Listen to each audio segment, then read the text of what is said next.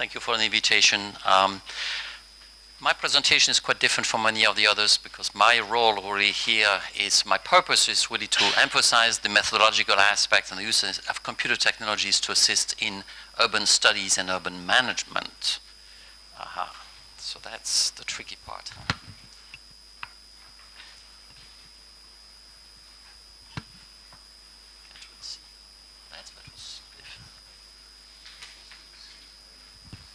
Yes. Yeah.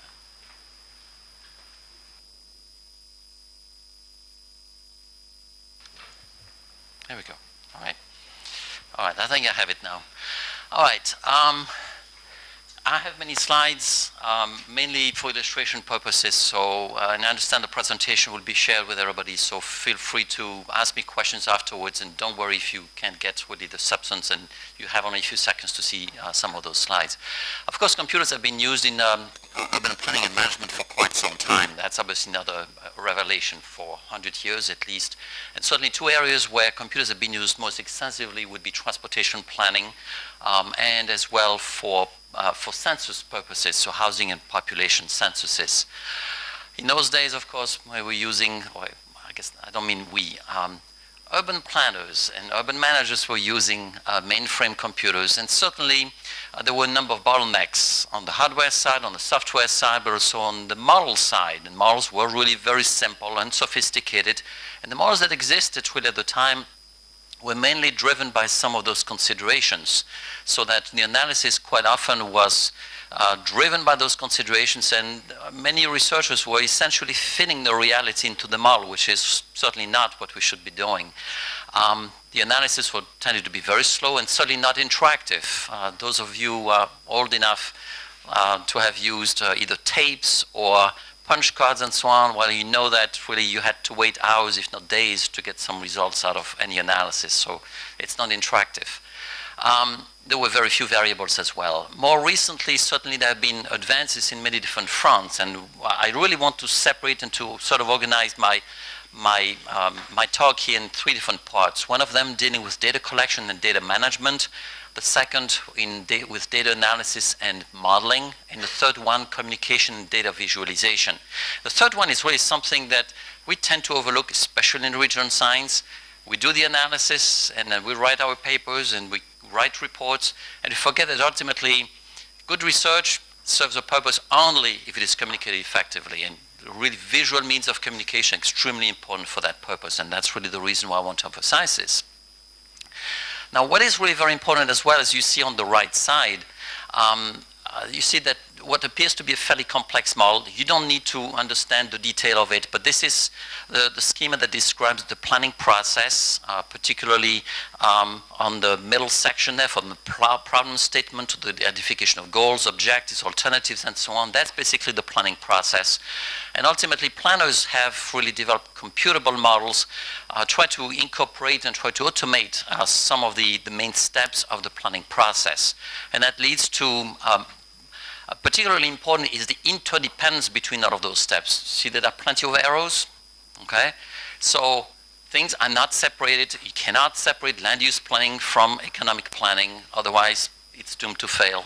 And ultimately, there are a lot of interdependencies. To the left of the description of the various steps, you see that the first step is to start from an urban eye.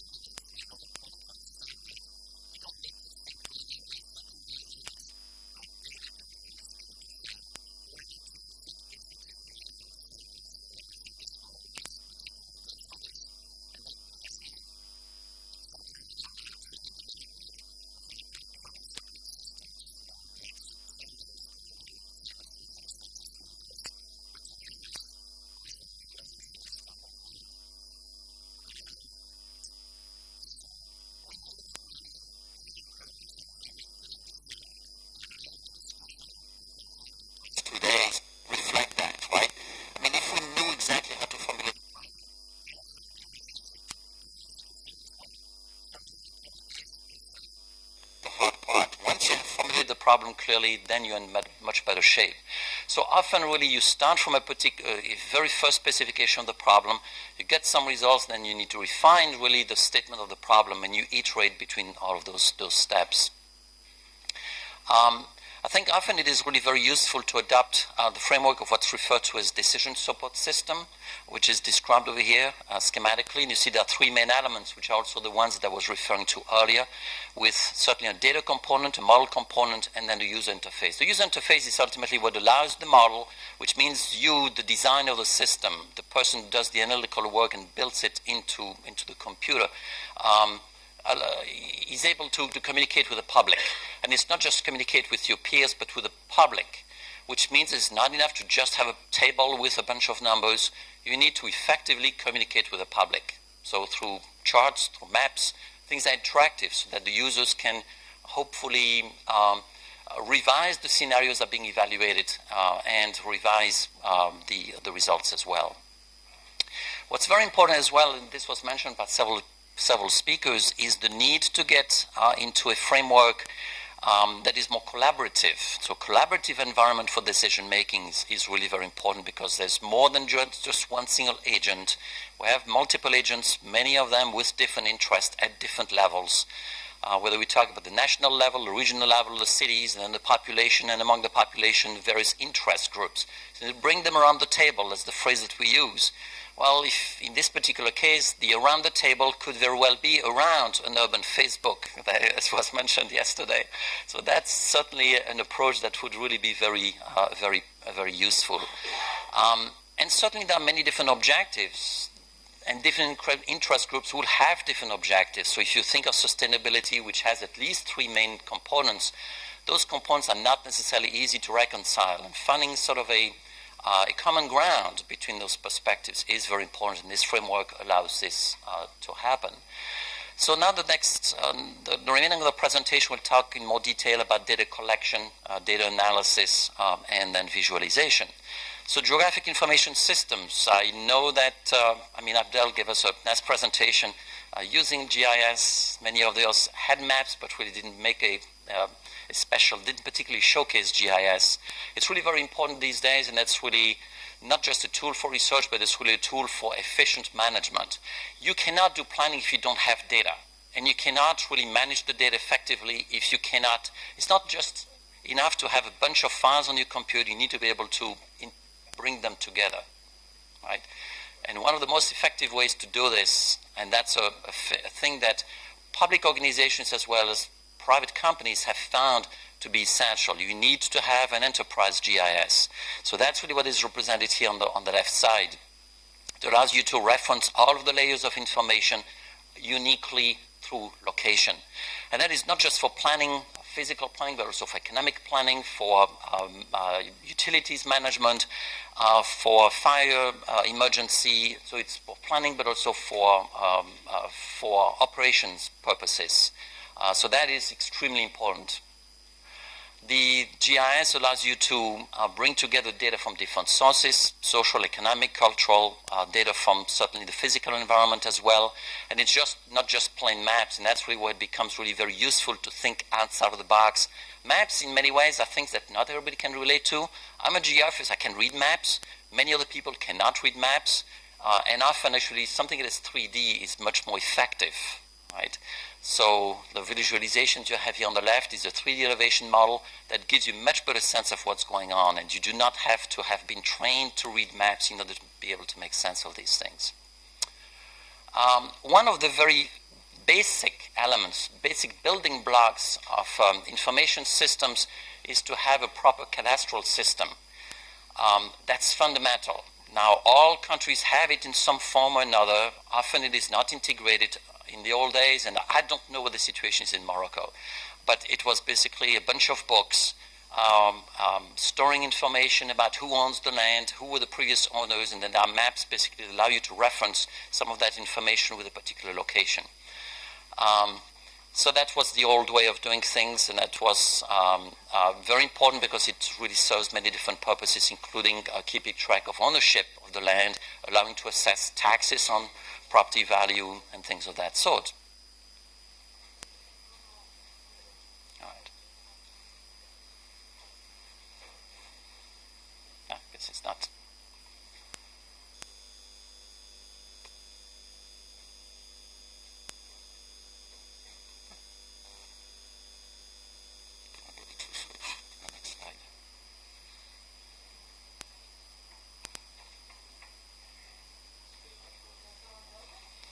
Yes, it's not moving to the next slide.